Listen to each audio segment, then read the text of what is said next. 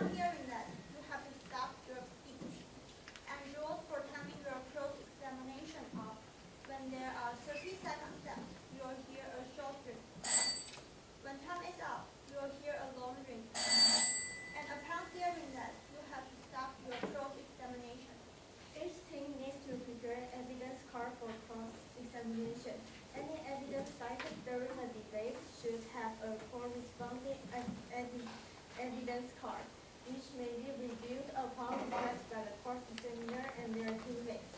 The card needs to be returned at the end of the constructive speech following the cross-examination. For the audience, please turn off your cell phone or turn it to vibrate mode. When the debate is still in progress, please do not chat or use flash when taking pictures. Thank you.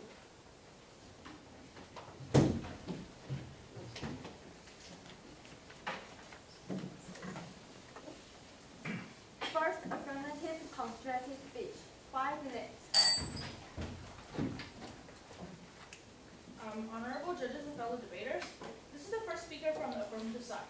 In my constructive speech, I will first set the definition for today's debate, then list out the harms, and lastly give a brief introduction about our plan. Before we present the problems in the status quo, we would like to first define a few terms. According to the Oxford Living Dictionary, ban means to officially or legally prohibit something. Cell phone, in today's debate, it includes all portable devices from traditional cell phones, smartphones, to tablets. Third, our definition for secondary schools includes both junior and senior high schools. Next, I'll be listing some main harms regarding the issue. Harm 1, distraction. According to the 2016 survey done by the King's Heart Cultural and Educational Foundation, 62.1% of the teachers in Taiwan considers that students using cell phone in class is a problem. While some may argue that the phone isn't the only distraction in class, we would like to remind everybody that the cell phone itself is a combination of different distractions, from games, novels, to social media, which are things students use smartphones to do the most.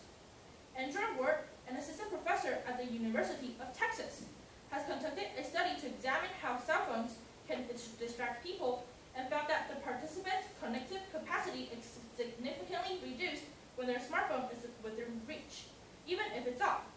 This has proven that it's not only the function of the phone, but its existence can also have the same effect on grabbing our attention.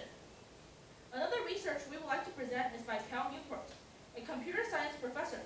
In his book, Deep Work, he talks about attention residue effect, revealing that if a person switches attention from one to another, even if it's only for a short amount of time, our brain will operate more slowly for up to a half hour.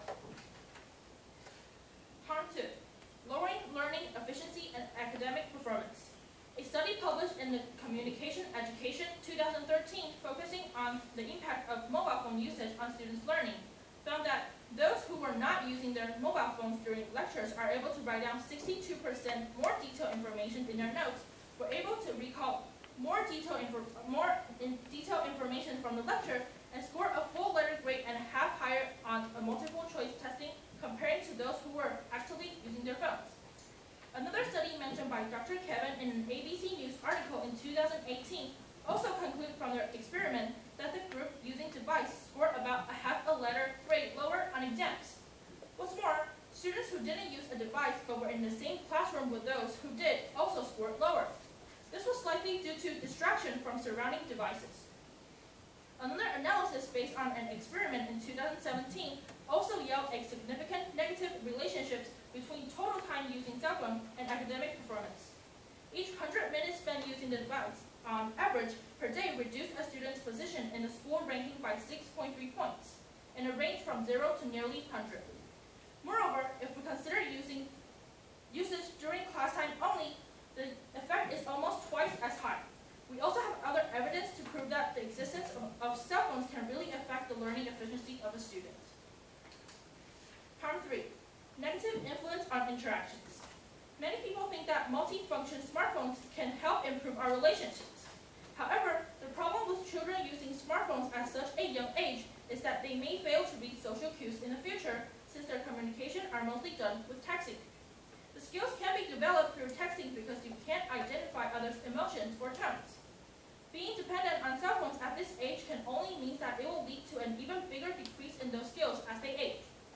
In modern world, face-to-face interaction is still considered important. Helping students avoid the risk of losing the ability is necessary. Harm 4. Addiction towards cell phones. Another research done by the King's Card Cultural and Educational Foundation found that on normal days, teenagers use an average of 2.6 hours, and on weekends it can be up to 5.3 hours. Research by National Development Council in 2017, Taiwanese women spend an average of 230 minutes per day, 186 minutes in average for men. Among those people, those under 20 years old placed the first place with the number of 281 minutes per day in average. Although some may think teaching children to have self-discipline so that they won't use them during class time is workable, we would like to note that that's exactly what is being performed under status quo, and we can see that it's not really working properly as expected. So changing the policy is necessary. With evidence proving that cell phones can cause the listed harms, we will plan to propose a policy.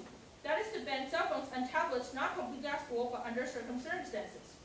Students will not be allowed to use cell phones except for 2 conditions. We'll be providing emergency phone lines in Students' Affairs Office in case of any situation. I'm not ready.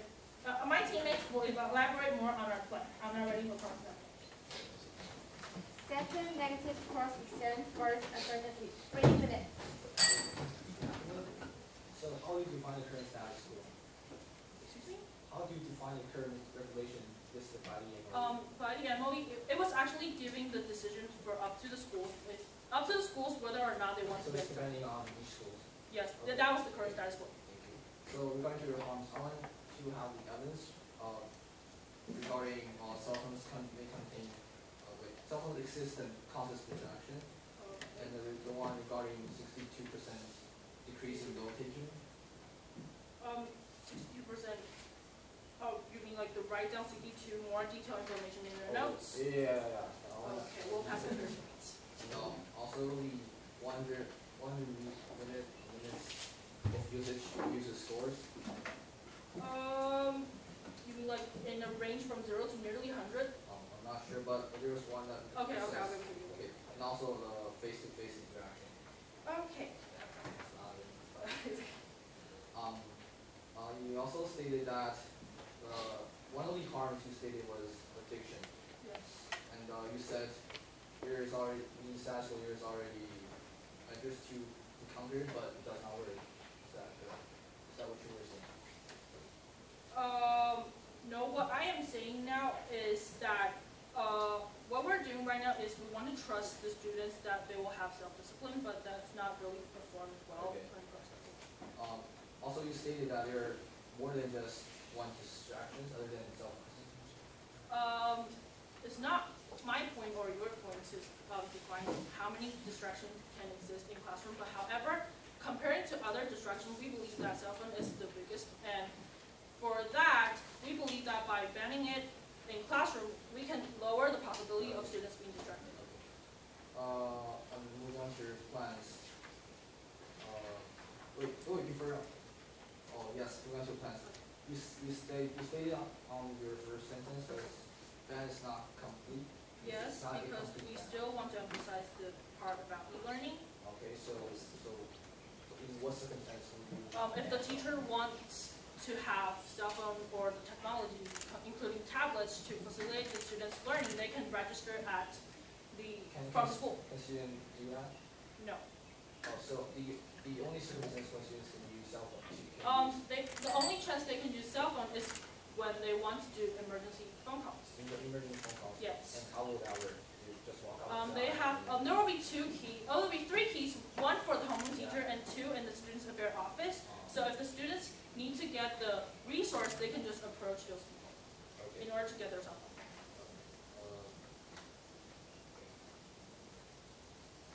So are you saying that using phones and face-to-face interaction are mutually exclusive?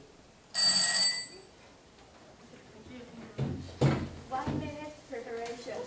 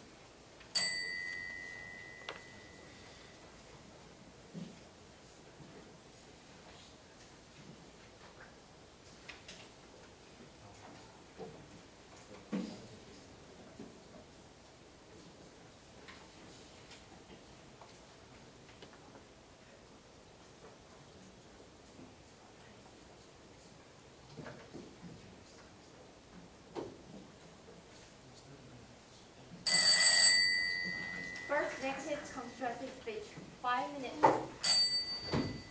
Honorable judges and fellow debaters, I would like to first point out that the response to the harms of the affirmative. First, they mentioned that phones cause distraction and phones draws attention from the students. But they also admit that there are other distractions during the cross-examination. And according to our evidence, the problem today is not with cell phones themselves, but the root cause of being distracted is boredom in class. Multiple sources, including the research published on Communication Education Journal, shows that students use cell phones in class for off-task purposes because of the experience of boredom produced by the teaching methods. And it is obvious that the cause of disturbance in class is not the cell phone, but the courses which fail to keep students engaged. However, these problems will be solved by our counterplan. And also, to respond to the second harm, they're saying that phones lower students' learning efficiency and academic performance. However, we do have counter evidence for this, and according to our evidence conducted by Yuda University, students who use cell phone to boost their learning has their semester grades 2 points higher than those who don't. And also, to respond to the third harm, saying that phones influence personal relationships, but using phones face-to-face conversation and using phones to text isn't mutually exclusive. So we can, in our counterplan, we do have compulsory courses to teach these students the right attitude to use phones, and so we will keep them have a good relationship with the people, and while also enjoying the benefits that bring by the cell phone. And also to respond to the addiction part, same as the boredom one, we believe that it is students aren't addicted to the phones, but it is just that the boredom that caused by teaching behavior in the class and leads them to use cell phones. So we have to, in our counterplan, we will solve this problem by solving the roots of this issue. And also, there are in their evidence that says like states that 62% that the evidence with like including that 62%, there are only 47 people, and that is not a large number. So we believe that this evidence is questionable. The negative contain that cell phones should not be banned in secondary schools in Taiwan. We do believe that there are some flaws in the current system that make the use of cell phones an issue for students. However, the harms proposed by the affirmative are at fault, and banning cell phones completely during school hours is not the right approach to this issue. Thus, we the negative will propose a counterplan to solve the problem. As a negative speaker of this debate, I will first state the status quo and current harms. The status quo is defined as the MOE issued regulation on cell phone usage in campus, stating that students' phones should be turned off during the whole school time, and that is different with the affirmative, so they have a misunderstanding on the status quo. Now, I would like to point out the harms. First, the current regulation from the MOE is lax and it fails to prohibit phones completely in school. Second, in the present system, students do not have the opportunity to learn the proper methods to utilize phones as efficient tools, as using cell phones isn't encouraged in campus. Cell phones are great research tools and they provide access to more information. And numerous research have proven that cell phones are effective in boosting students' learning efficiency. And just as that stated, the survey conducted by Yuda University that students who use cell phones to help their study has their semester grades 2 points higher than those who don't. And it may lower students' learning efficiency and negatively impact their academic performance if cell phones are banned. Finally, according to our evidence, the current flawed teaching methods produce boredom and lead students to improper phone use. So in our counterplan, technology will only be an even more integral part of our lives, and phones are crucial for tools for everyone in the future. According to the group Special Mobile Association, there were already 5 billion mobile phone use in 2017. The purpose of school is not just to teach textbook knowledge, but also to let students be prepared for life after graduation. Therefore, it is important that we teach students the appropriate ways of utilizing them instead of banning them completely. We, the negatives, would like to propose a counterplan to correct this issue. First of all, we propose to remove the regulation established by the MOE. Secondly, at the beginning of each semester, we will invite students' parents to school for lectures on the correct method to use cell phone. In addition, secondary school students will also have to take compulsory courses to guide them to use the technology properly and efficiently. Furthermore, new teaching methods will also be made to include technology in the classroom, and thereby, according to our evidence, increasing participation, reducing boredom, and eliminating improper phone use. I'm now ready to cross-examine. First, affirmative, course exam, first negative. 3 minutes. Thank you for your speech. First of all, I would like to question about the sample size that you just questioned about our policy, about the evidence. Have you realized that if the sample size was over 30, that is okay?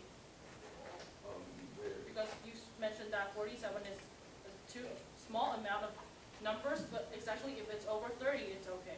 Have you realized about that? Where is that? We believe that's 47 people because you were saying that you're using these 47 people to represent all of the students in Taiwan.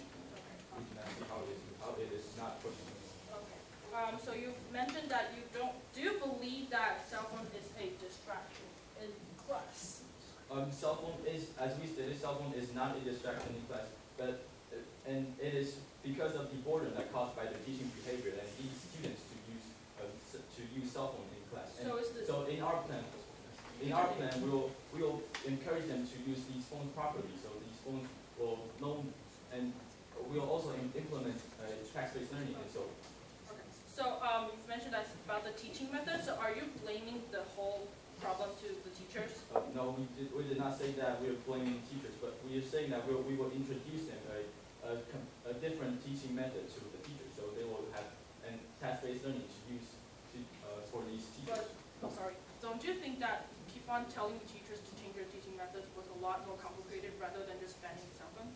But we're not banning the cell phone because cell phones brings a lot of good to these students, and it is possible for them to utilize these cell phones as a tool to boost their learning. Okay, thank you. And about the learning efficiency, can we have the evidence of University? And do you have any other evidence proving the learning efficiency? Do you have any evidence? Yes, we do have examples for students that's using cell phones as a learning tool, and so that they have a better grade to learning English. Then I'd like to have that evidence also. And so are the teachers demand to teach in task-based forms?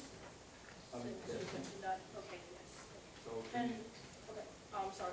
About the counterclaim you just mentioned, why remove the current MOE regulation? because the MOE regulation currently is lax and it doesn't do anything to these. It's not strictly enforced to these students. So you acknowledge the fact that the current status quo has a problem? We have our harms for the current status quo, so we do admit that the current status quo has problems, but we are going to solve all these problems through our counterclaim. Okay. And why do the parents have to take the courses? And because they should also know what. Thank you very much. 1 minute preparation.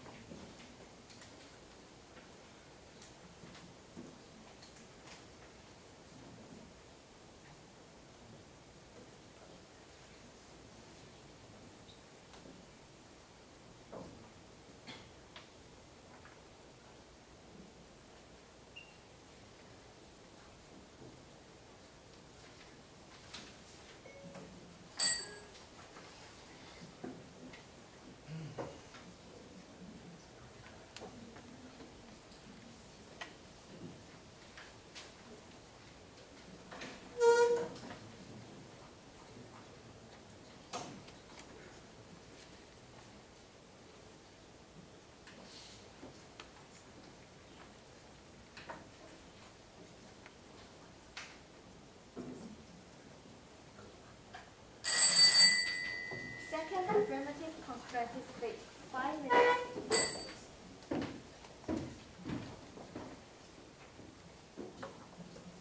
Honorable judges and fellow debater, this is a speech of second affirmative. Allow me to introduce our policy. I'm going to be introducing it as the following order. First, our policy regarding laws. Second, the implementation and penalties. Third, some of the precedent of banning cell phone.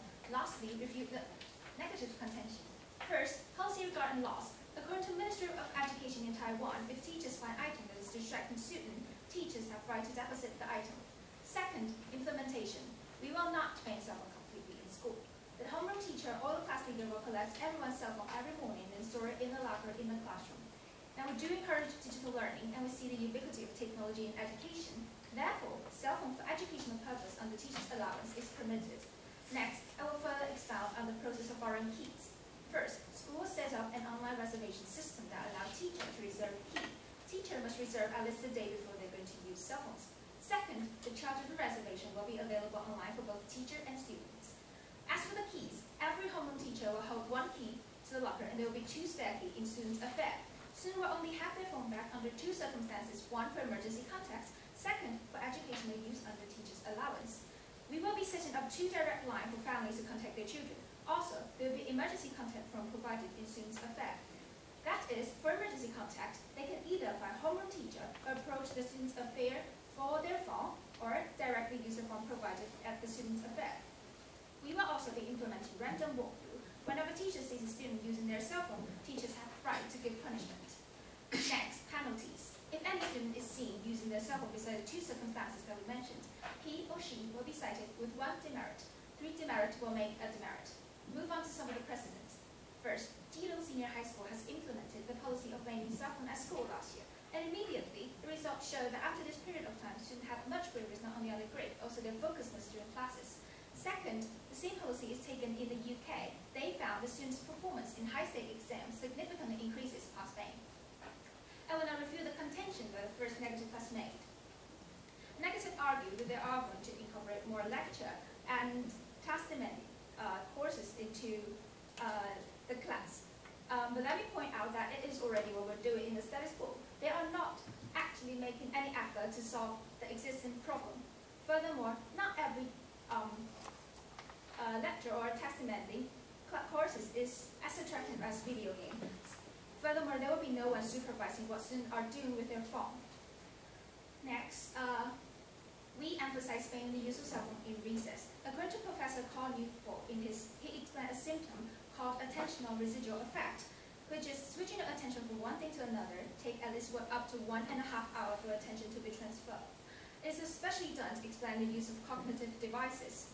The experiment involved 105 children, and that is why we emphasize on the ban of cell phone in recess. Next, I will explain.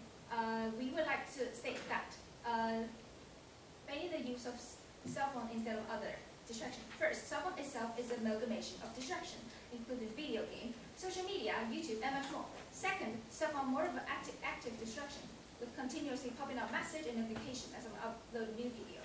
Second, from Georgetown University computer science professor Carl Newton said that cell phone is designed and engineered to be attractive and to be distracting and addictive.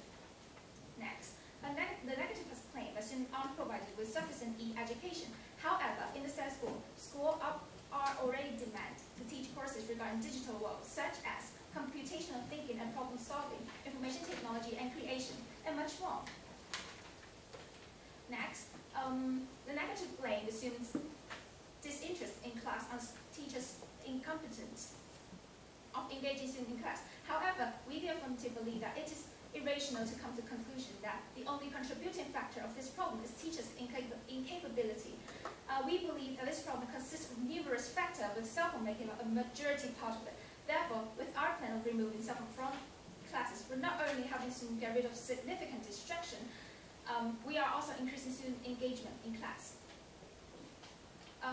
Next, I will expound why. So, regarding their plan, first, not every kind of subject can be conducted by task-demanding course. Second, even if courses are conducted by task-demanding tasks, it might not be interesting, which is self-contradictory and fail to solve the problem you mentioned. In country, our plan not only are going to first take away the distraction, second, train students' ability to social interact, third, reduce the chances of students getting distraction. Furthermore, in our plan, teachers can also add demanding tasks. Therefore, we firmly believe that our plan is much more complete and well thought. Thank you.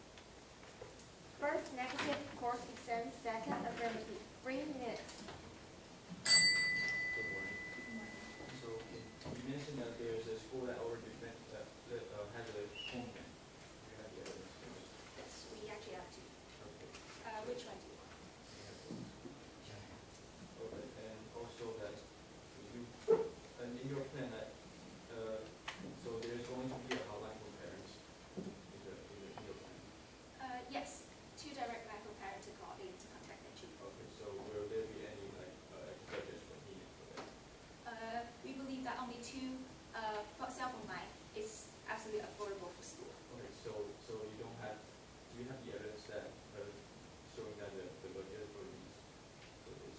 we believe that school can obviously afford to So we roll don't on. have the evidence. Okay, so and where's the phones going to be stored when it gets available? In the locker in front of the classroom. Okay, so how's the dimension of lockers? Sorry. Like what's the size of the locker? Just exactly enough to store. Okay, so how much will each locker cost? About 1,000.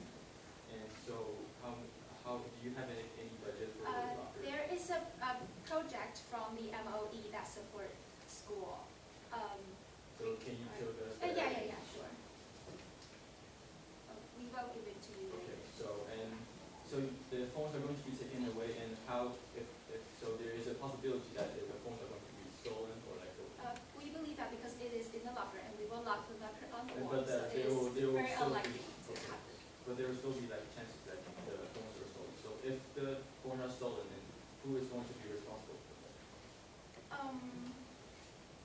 We believe that because we already have the locker with the lock on, and the locker will be locked on the wall. Therefore, it is very unlikely. So if during the is it possible that phones will still be like broken during the process of collecting these phones? Like any damage to the phones? Because no one will touch their phone during all these process. So we believe that Like there's the process of collecting these phones too as well. perhaps they are going to collect with a box and soon just put their phone directly in and then put it inside the locker. Who is So going there to will carry be the no box? problem of that. Who is going to carry the box? The box will be stored in the locker. So with your phone, the Okay. box stored in the locker. So you don't have any like no damages will be. You don't agree that there will be any damage. We believe that there will be that. So how? Furthermore, if like students are putting their phone in and they Okay, accidentally so- dropped it, they have to take So responsibility. you mentioned that there will be tech courses, and what's the content of these courses? 1 minute preparation.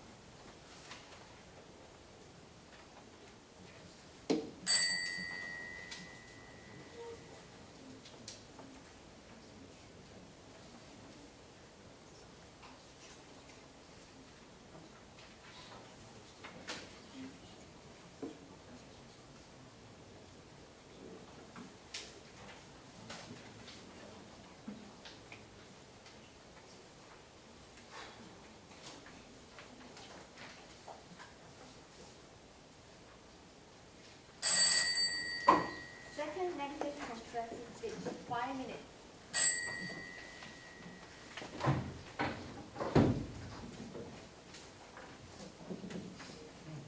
Honorable judges and fellow debaters, I would like to start off by pointing out flaws in the affirmative defined harms. First off, they said that distraction are mainly caused by phones. However, we have evidence that suggests students get distracted nowadays. Our evidence shows that students use cell phones in class of past purposes because of the experience of boredom produced by the teaching methods. So it is clear that today it is not the cell phone's problem. It is the wrong teaching method that we have in the status quo, which will eliminate boredom. Now moving on, they stated that in one of their evidence they stated that cell phone existence causes distraction. However, it is not exactly the existence of cell phones, but the notification. So this can be easily solved by turning off notification. Now, secondly, they said using cell phones reduces learning efficiency, and they also stated that the root cause is because of the distraction caused by phones. And as I just said earlier, the distraction today is caused by boredom, but not cell phones. So this harm is also not existent. And also, I'd like to point out in one of the evidence, which says that 62% wrote down more notes, and we have to to say, and we actually have the exact same evidence. However, it says that there's only 47 people as sample size, and also the sample is in the university, which is not secondary school students, the main topic that we're talking about today. And also, one of the harm was also that using cell phones may have negative interactions, like face-to-face interaction. However, we believe face-to-face interaction and live on social media, they can be mutually, they can exist at the same time, and we believe both are needed. And lastly, their last harm, which was addiction. They stated that the current status quo, they stated that the current status quo lets students to control themselves, however, is not working. But the current status quo is that school discourages students to use cell phones in school. However, we encourage students to use cell phones in school, and with the proper lectures and compulsory classes, only by our plan, so that students can actually learn how to be not addicted to cell phones and actually practice it in real life. And also in your plan, they stated that they're not going to ban cell phones completely, which we have in evidence that suggests that there are no significant gains in students' performance if a ban is not widely complied with. So in other words, your plan will not work. Your plan will not work, nor will it increase students' scores. And lastly, we would like to state that it is not teachers' incapability that causes current harms. It's actually the wrong method that the current status quo allows us teachers to use. Current status quo discourages students to use cell phones. However, by implementing our plan, which is to encourage students to use cell phones, we can solve the problems effectively. Now, so let's see, first speaker has elaborated on why cell phones should not be banned in Taiwan. The second negative would now like to provide further details on how our current plan will work. First, we'll review the current rules-body MOU, which bans students from using cell phones in school. The current harm stems from the insufficient teaching method that lead to boredom in classes. Those should be seen as advanced technology assisted learning rather than just a source of entertainment. There is also research that suggests cell phones are in fact boosting students' learning efficiency. What we lack in the status quo is someone to guide students, teachers, and parents to incite students' interest and participation in class. Therefore, to resolve this issue, we propose for more engaging lessons. The details are as follows. First, during the annual parent-teacher meeting, there will be a lecture that guides both students and parents to the right way of using cell phones. The content and regulations will also be posted on the web and in the student manual. In addition to the annual parent-teacher meetings, students will also have to take compulsory classes that reinforce the right way of using cell phones in school. And also during classes where cell phones are not needed, this may include when teachers are giving lectures or any other circumstance where students are not performing tasks. Students are required to turn their phone into silent mode and have them put on the desk facing downward for easier monitoring. Lastly, technology will be implemented in future classes by incorporating online media into lesson plans and enabling efficient note-taking. This raises interest in class, reduces boredom, and eliminates the chance of using cell phones improperly in class. In conclusion, the negative belief banning all cell phones in school is the incorrect approach, as there are more cons than pros in doing so. The counter plan we propose is also feasible and reasonable. So we'd like to ask for a negative decision at the end of today's debate. I will now stand ready to cross-examine. Second affirmative, cross-exam, second negative. 3 minutes.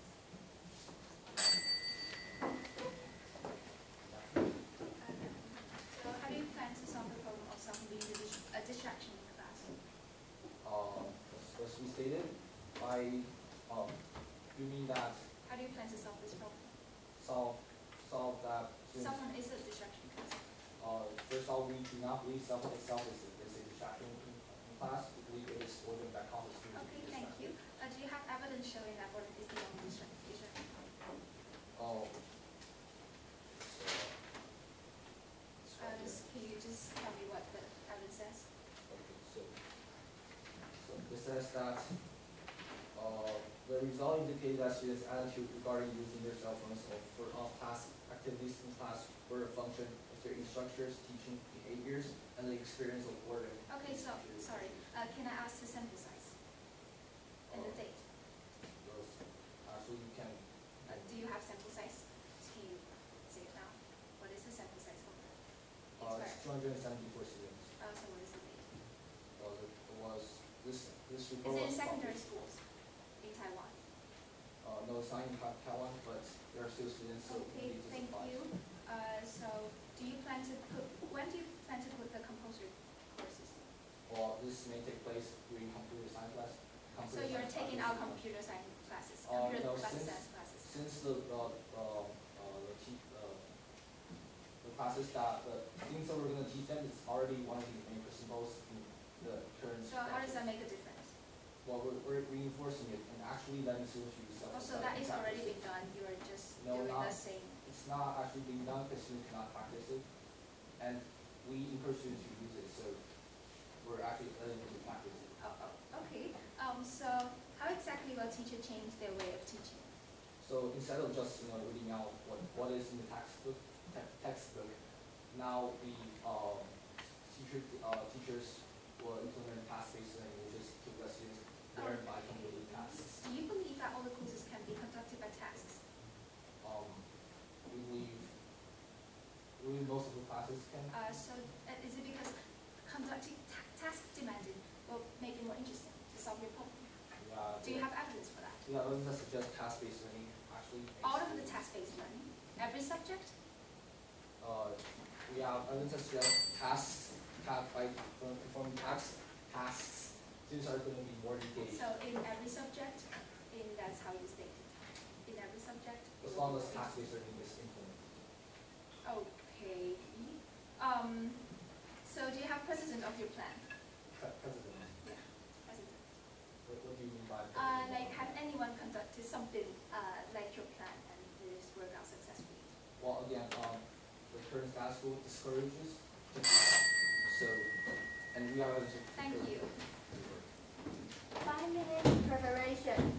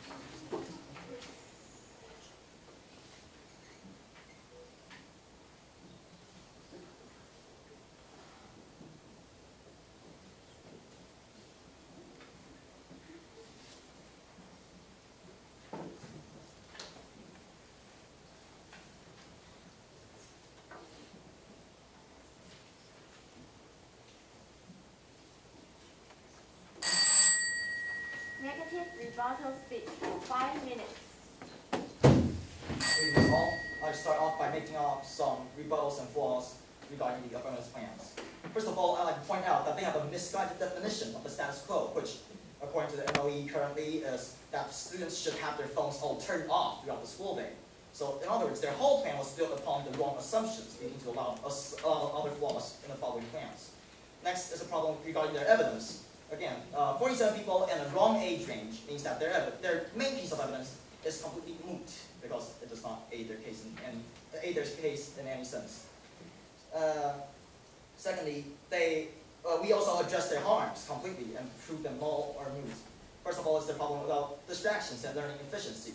Their note-taking evidence again, it was just a lax and general survey with a small sample size in the wrong age group, and also distractions, as my fellow debaters have addressed, it has been adequately proven to be a result of boredom.